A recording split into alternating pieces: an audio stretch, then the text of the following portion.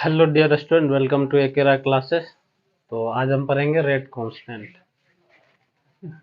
आज हमारा जो टॉपिक है उसका नाम है रेट कांस्टेंट। ये होगा हमारा लेक्चर नंबर 5। चैप्टर का नाम है केमिकल काइनेटिक्स। केमिकल काइनेटिक्स, ठीक है। देखिए, इसके नाम से हम क्या समझ रहे हैं। इसका नाम है रेट कांस्टेंट। इसका क्या मतलब है? Something that is constant in the rate. जो हम रेट का इक्वेशन लिखेंगे, रेट का जो हम इक्वेशन लिखेंगे उसमें एक ऐसा कांस्टेंट होगा जो हर रिएक्शन के लिए क्या होगा, अलग अलग होगा, लेकिन उस रिएक्शन में वो क्या होगा, हमेशा कांस्टेंट रहेगा। हमेशा कांस्टेंट का क्या मतलब है कि जैसे देखिए ए से बी बना, ठीक है। ये जब तक पूरा रिएक्शन कंप्लीट नहीं होगा, ठीक है, कंप्लीट प्रोडक्ट, कंप्लीट प्रोडक्ट, ठीक। इस रिएक्शन को कंप्लीट होने तक जो हम इसका रेट लिखेंगे, रेट का क्या मतलब है, D x upon D T. इसके बराबर कुछ ऐसा कांस्टेंट आएगा यहाँ पे जो कि हमेशा रहेगा जब तक कि ये रिएक्शन क्या होगा, कंप्लीट ना हो जाए। उसी क्वांटिटी को बोलते हैं रेट कांस्टेंट। मतलब कि वो हर रिएक्शन के लिए फिक्स टेम्परेचर पे एक पार्टिकुलर टाइम पे वो क्या होगा, फिक्स रहेगा। हमेशा उसका वैल्यू क्या रहेगा, कांस्टेंट, कांस्टेंट रहेगा। जैसे क्या होता है कि रेट में क्या होगा कि रेट चेंज होगा। रेट चेंज कैसे होगा, टाइम के अनुसार चेंज होगा रेट। जैसे जैसे टाइम बढ़ेगा, टाइम घटेगा, कंसंट्रेशन भी बढ़ेगा घटेगा, तो इससे क्या होगा, हमारा रेट चेंज होगा। लेकिन रेट कांस्टेंट जो है हमेशा हमेशा क्या रहेगा, फिक्स रहेगा, ठीक। तो उसी के बारे में आज हम बात करेंगे कि ये रेट कांस्टेंट होता कैसे है, हम लिखते हैं इसको कैसे है, इसका यूनिट क्या क्या होता है, ठीक है। हम इसको जो शुरू करेंगे, कहाँ से शुरू करेंगे, एक हाइपोथेटिकल रिएक्शन लेंगे, ठीक है। हाइपोथेटिकल रिएक्शन में हम सबसे लेते हैं, पहले लेते हैं क्या, सिंगल रिएक्टेंट से सिंगल प्रोडक्ट बनेगा, ठीक है। लेट अस कंसीडर, कंसीडर एक रिएक्शन ए, रिएक्टेंट ए है, इससे क्या बनना है, प्रोडक्ट बी, ठीक है। तो देखिए, हम पहले एक्टिव मास बता दिए थे आपको कि एक्टिव मास किससे रिलेटेड रहता है, रिएक्टेंट से रिलेटेड रहता है। तो इसका एक्टिव मास क्या होगा, ये बोल दिए सी ए। सी ए को क्या बोलेंगे, मोलर कंसंट्रेशन, मोलर कंसंट्रेशन या फिर एक्टिव मास, ये हम बोल सकते हैं, ठीक। तो इस रिएक्शन का रेट क्या होगा। अब कौन सा रेट हम निकालेंगे, इंस्टेंटेनियस रेट। और हम ये भी बोल दे रहे हैं कि ये रिएक्शन जो कहाँ हो रहा है, फिक्स टेम्परेचर पे हो रहा है।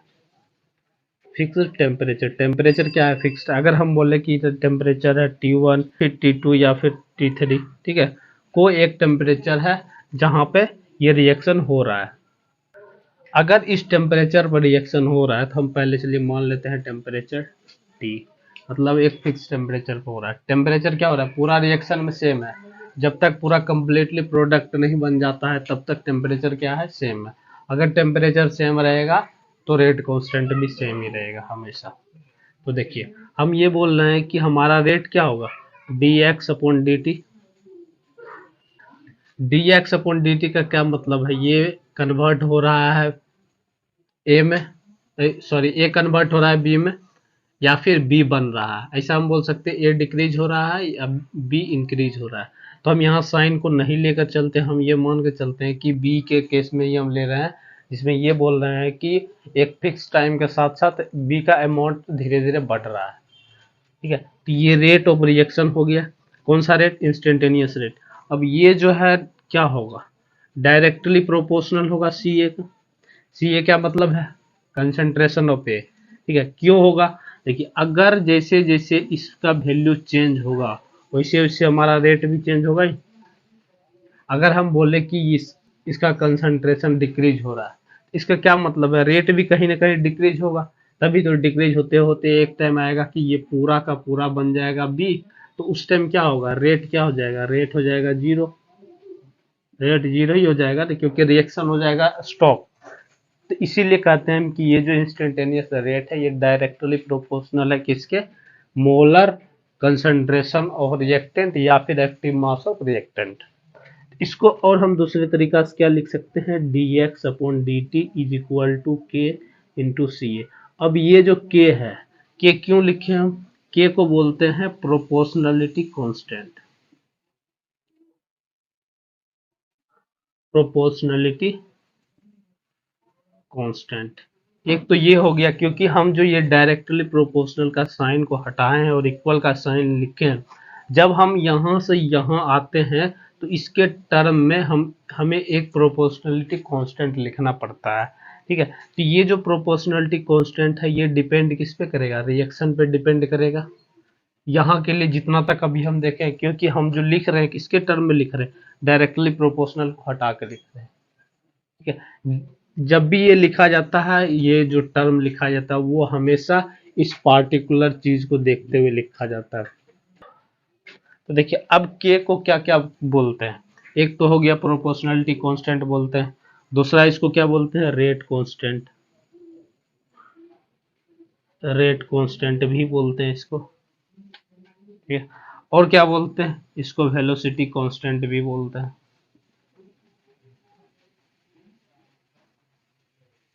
वेलोसिटी कांस्टेंट क्यों बोलते हैं, क्योंकि ये बताता है कि रिएक्शन का रेट कैसा है, रिएक्शन का रेट फास्ट है स्लो है, ये इस टाइप का बताएगा ये, इसीलिए हम इसको क्या बोलते हैं, वेलोसिटी कांस्टेंट। अब ये क्या है, ये हर रिएक्शन का क्या होगा, अलग अलग होगा।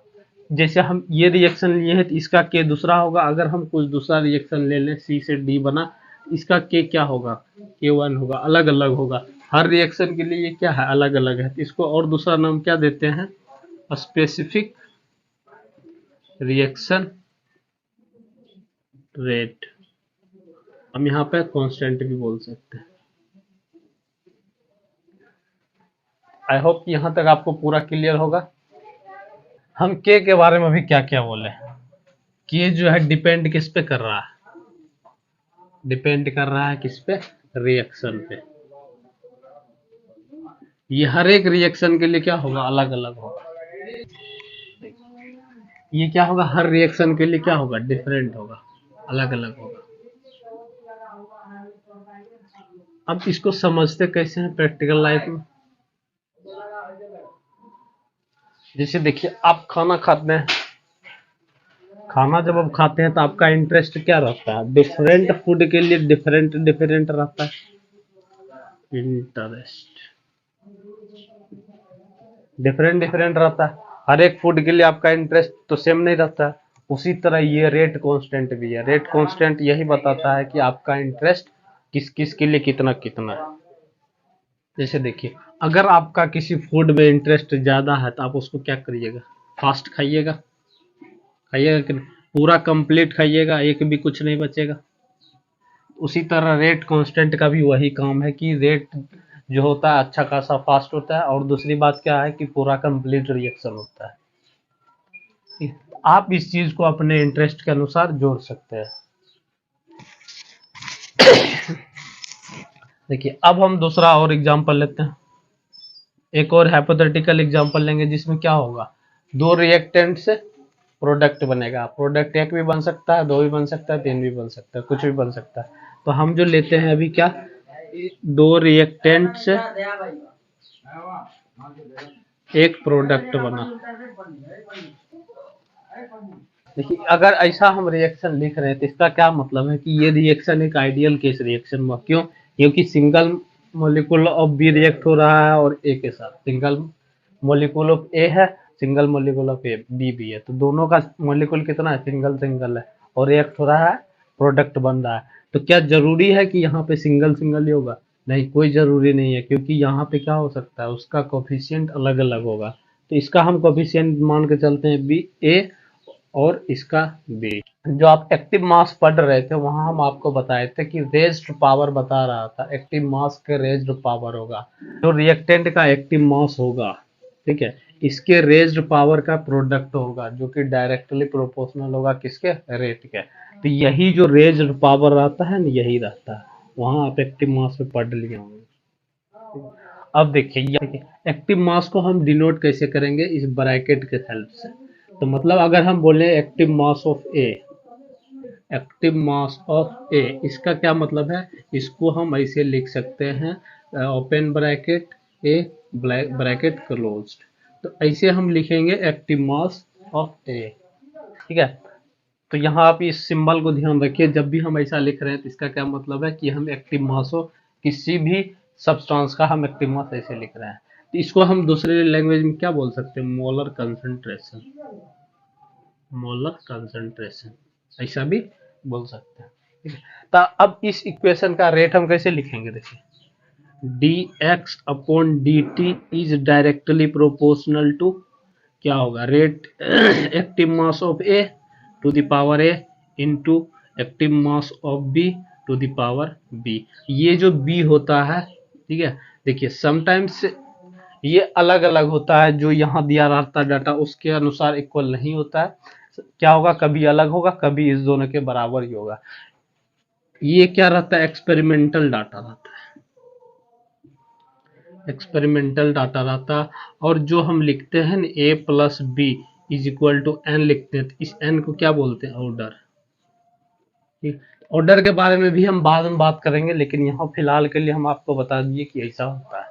देखिए हम फिर से यहाँ पे क्या लिखे, डायरेक्टली प्रोपोर्शनल लिखे, तो डायरेक्टली प्रोपोर्शनल हम यहाँ लिखे हैं, तो इसको हटाएंगे तो क्या लिखेंगे, D x upon D T is equal to K active mass of A to the power A into active mass of B to the power B. ऐसा हम लिख दिए हैं, कौन सा रिएक्शन के लिए, इस रिएक्शन के लिए। अब देखिए जो रेट है रिएक्शन का, ये डिपेंड किस किस पे कर रहा है, इस पे डिपेंड कर रहा है, इस पे भी डिपेंड कर रहा है, इस पे भी डिपेंड कर रहा है, ठीक है। जितना रिएक्टेंट होगा उस रिएक्टेंट पे डिपेंड कर रहा है। तो हर अगर हम इधर वैल्यू चेंज कर रहे हैं, कुछ भी वैल्यू अगर हम इधर चेंज करेंगे तो इसका वैल्यू क्या होगा, चेंज होगा। मतलब रिएक्शन में हर चीज क्या है, इंपॉर्टेंट है ये डिसाइड करने के लिए कि रेट ऑफ रिएक्शन क्या होगा। ठीक, आई होप कि यहाँ तक आपको पूरा क्लियर होगा। अब आगे देखते हैं इसका जो सिंबल होगा, यूनिट कैसे लिखेंगे उसके बारे में बात करेंगे, और अभी फिलहाल इसको कंप्लीट करते हैं। उसके बाद अगर हम ये बोलें कि concentration of A is equal to concentration of B is equal to 1 है, 1 मोल पर लीटर, ये दोनों का जो वैल्यू है यूनिट में है, मतलब 1 है, तो उस केस में हमारा रेट क्या होगा, उस केस में हमारा रेट ये होगा, d x upon D T is equal to k होगा। तो हम ये बोल सकते हैं कि रेट कांस्टेंट का अगर हमको डेफिनेशन कोई हमसे पूछेगा, हम इसका डेफिनेशन ये बोल सकते हैं, rate of reaction at unit concentration of A और बी, या फिर ऐसा बोल दे, rate of reaction at unit concentration of reactant, A B ना बोल के हम क्या बोलेंगे, डायरेक्ट रिएक्टेंट, ठीक है, इज कॉल्ड रेट कांस्टेंट, हम ये बोल सकते हैं। तो हम यहाँ रेट कांस्टेंट का डिफिनेशन ऐसा लिख देते हैं, rate constant, rate of reaction at unit concentration of reactant is called rate constant, हम ऐसा बोल सकते हैं। तो ये था हमारा रेट कांस्टेंट के बारे में। अब ये हम बोल रहे हैं कि रेट कांस्टेंट डिपेंड किस किस पे कर रहा है। अगर हम यहाँ से कुछ चेंज करें, यहाँ से अगर हम चेंज करें तो के का वैल्यू कैसा लिख सकते हैं, रेट, ये हो गया रेट अपॉन रिएक्टेंट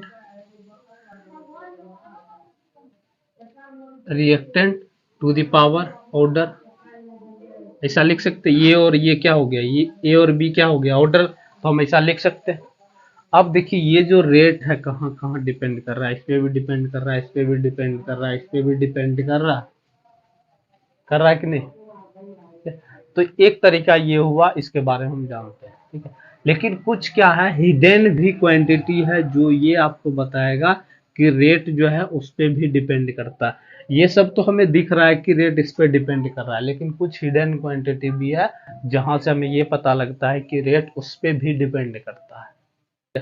उसके बारे में अभी हम लिख देते हैं कि देखिए यहाँ हम लिख दें, इस साइड लिख दें कि रेट किस किस पे डिपेंड है। पहला तो देखिए आपको क्या दिख रहा है, रेट ऑफ रिएक्टेंट, जो रिएक्टेंट का क्वांटिटी होगा उस पर भी डिपेंड करेगा। तो हम ये लिख सकते हैं यहाँ पे एक नंबर में क्या लिख सकते हैं, रिएक्टेंट, रिएक्टेंट पे डिपेंड कर रहा है, ठीक है। अगर हम बोले ऑर्डर को चेंज कर रहे हैं तो रेट कांस्टेंट भी चेंज होगा। इसका क्या मतलब है, ऑर्डर पे भी डिपेंड कर रहा है, लेकिन हम ऑर्डर के बारे में नहीं लिख रहे। क्यों नहीं लिख रहे हैं, क्योंकि ऑर्डर जो आता है यहीं से आता है, रिएक्टेंट जो रहता है रिएक्शन में यहीं से ऑर्डर भी डिसाइड होता है। अब पहले ऐसा नहीं है कि ऑर्डर से डिसाइड होता है रिएक्टेंट, रिएक्टेंट से ऑर्डर डिसाइड होता है, इसलिए हम नहीं लिख रहे हैं। और दूसरा जो है क्वांटिटी जिस पे रेट कांस्टेंट डिपेंड करता है वो है टेम्परेचर, टेम्परेचर पे भी डिपेंड करता है, ठीक है, डिपेंड कर रहा है। अब देखिए यहाँ तो हो गया, एक रिएक्टेंट और टेम्परेचर हमें दिख गया, क्योंकि अलग अलग टेम्परेचर पे क्या होगा, सेम रिएक्शन का रेट कांस्टेंट क्या होगा, अलग अलग होगा, ठीक है। अगर हम टेम्परेचर फिक्स कर दें और रिएक्टेंट का क्वांटिटी अलग अलग करें तो रेट कांस्टेंट भी क्या होगा, अलग अलग होगा। इसके अलावा अगर हम मान लिए कि कुछ है A प्लस बी से हमें क्या बना, प्रोडक्ट। अगर हम मान लिए कि एक सब्सटेंस ऐसा हम इसमें मिलाते हैं जिससे क्या हो रहा है, जिससे क्या हो रहा है, रेट जो है रिएक्शन का जो रेट है इंक्रीज कर रहा है। जो सब्सटेंस रिएक्शन का रेट इंक्रीज करता है उसको क्या बोलते हैं, कैटलिस्ट। कैटलिस्ट दो टाइप का भी होता है, एक पॉजिटिव और निगेटिव। निगेटिव क्या करता है, स्लो कर देता है रिएक्शन के रेट को, और पॉजिटिव कैटलिस्ट क्या करता है, रिएक्शन के रेट को बढ़ा देता है। इसका क्या मतलब हो रहा है कि इसके वजह से रेट क्या हो रहा है, चेंज हो रहा है, रेट चेंज हो रहा है। अगर रेट चेंज होगा, देखिए रेट चेंज होगा तो क्या होगा, के का वैल्यू चेंज होगा कि नहीं। तो इसका क्या मतलब है, जो हमारा बेस क्वांटिटी है, मतलब बेस सब्सटेंस है, वो क्या है, रेट के जगह पे हम कैटलिस्ट बोल सकते हैं। क्योंकि रेट डिसाइड होता है किससे, कैटलिस्ट से डिसाइड होता है। कैटलिस्ट का अगर हम चेंज करें, कैटलिस्ट का वैल्यू चेंज करेंगे तो क्या होगा, हमारा रेट भी अलग अलग होगा। कुछ कैटलिस्ट क्या करेगा, रेट को बढ़ा देगा, कुछ कैटलिस्ट क्या करेगा, रेट को घटा देगा। तो इसका क्या मतलब है, रेट डिपेंड कर रहा है कैटलिस्ट पे। तो और रेट अगर कैटलिस्ट पे डिपेंड कर रहा है तो रेट कांस्टेंट भी कैटलिस्ट पे डिपेंड करेगा। तो यहाँ पर हम क्या बोल सकते हैं, कैटलिस्ट, ये बोल सकते हैं। तो हमारा जो है रेट कांस्टेंट तीन चीजों पे डिपेंड करता है, रिएक्टेंट, टेम्परेचर और कैटलिस्ट। यहाँ पर हम बोल सकते हैं रिएक्टेंट का नेचर, ये हम बोल सकते हैं, ठीक है। तो ये था हमारा रेट कांस्टेंट के बारे में, जो कि उसके बारे में हम बता दिए आपको। अब हम बात करते हैं यूनिट ऑफ रेट कांस्टेंट, ठीक है। हम रेट को ये लिख सकते हैं, रेट को ये लिख देते हैं, change in concentration upon change in time, ऐसा लिख सकते हैं। अब रिएक्टेंट को क्या लिख सकते हैं, कंसंट्रेशन लिख सकते हैं, कंसंट्रेशन या फिर एक्टिव मास, यहां भी क्या लिख सकते हैं, एक्टिव मास, दोनों लिख सकते हैं। और जो ऑर्डर है, ऑर्डर को हम बोल दे रहे हैं, इसको एन बोल दे रहे हैं। तो देखिए अगर हम इसका यूनिट, इसका यूनिट, इसका यूनिट, अगर सबका हम लिख दे यूनिट तो के का यूनिट आ जाएगा हमारे पास, ठीक है। तो देखिए हम यहां से लिखना शुरू करते हैं, के का यूनिट जो होगा, यूनिट ऑफ के जो होगा, रेट का क्या होगा, मोल पर लीटर पर सेकेंड, ऐसा होगा अपॉन, और रिएक्टेंट का क्या होगा, mole per litre to the power n, ऐसा होगा। तो देखिए ये वाला टर्म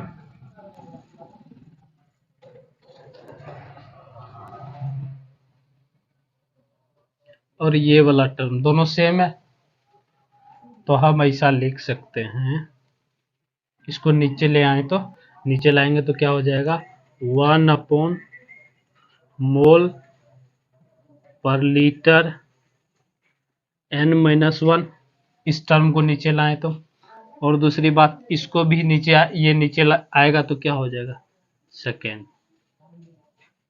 क्या हो जाएगा, यहाँ पे डॉट, इस टाइप का हो जाएगा। ये जो है क्या है, के का यूनिट है, ठीक है।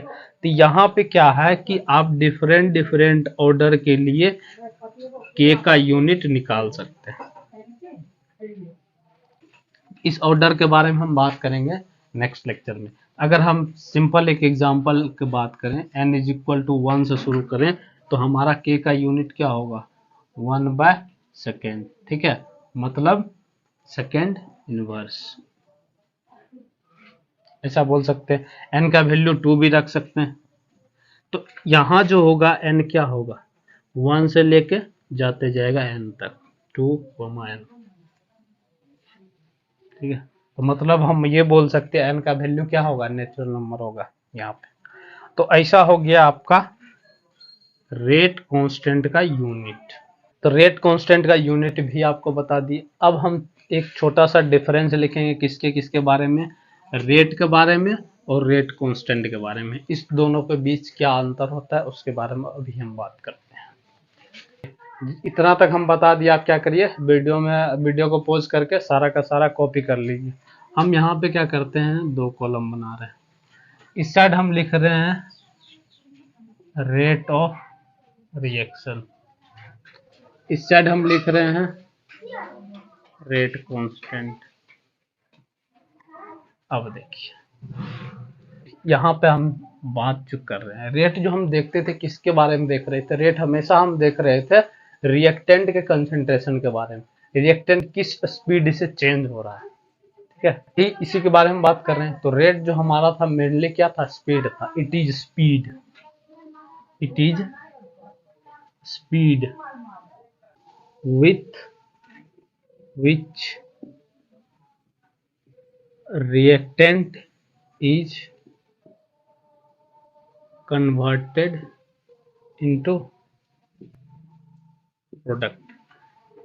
रेट ऑफ रिएक्शन से यही हम देख रहे थे कि कितना रिएक्टेंट बन रहा है, क्या प्रोडक्ट बन रहा है। इसके अलावा हम कुछ दिख रहे थे, अगर स्पीड हम देखेंगे कितना स्पीड से प्रोडक्ट बन रहा है इसके बारे में हम देखते हैं। तो और रेट कांस्टेंट क्या है, it is proportionality constant, proportionality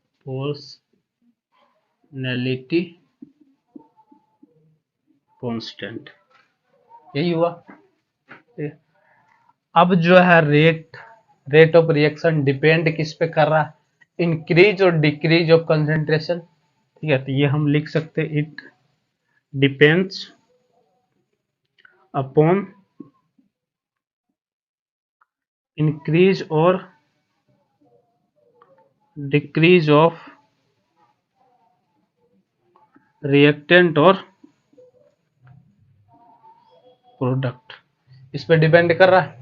increase और डिक्रीज कंसंट्रेशन ऑफ रिएक्टेंट और प्रोडक्ट, इसके कंसंट्रेशन पे डिपेंड कर रहा है। रेट कांस्टेंट क्या होगा, रेट कांस्टेंट तभी नहीं होगा जब रिएक्टेंट का क्या होगा, reactant is at unit concentration. Rate of reaction तभी ना बोलेंगे जब रिएक्टेंट का कंसंट्रेशन क्या होगा, यूनिट हो जाएगा। तो देखिए इसको हम लिखते कैसे हैं, इसको लिखते हैं किसमें, इंक्रीज और decrease of concentration of reactant, ठीक है, written in terms of increase increase और डिक्रीज के बजाय चेंज लिख देते हैं, ये ज्यादा बेहतर रहेगा, चेंज इन कंसंट्रेशन, ऐसा। ठीक है, अब देखिए इसको तो हम लिख दिए जब कंसंट्रेशन यूनिट होगा, लेकिन ये डिपेंड किस पे कर रहा है, ये यूनिट कंसंट्रेशन पर डिपेंड करता है नहीं, it does not, it does not depends upon unit, does not depend upon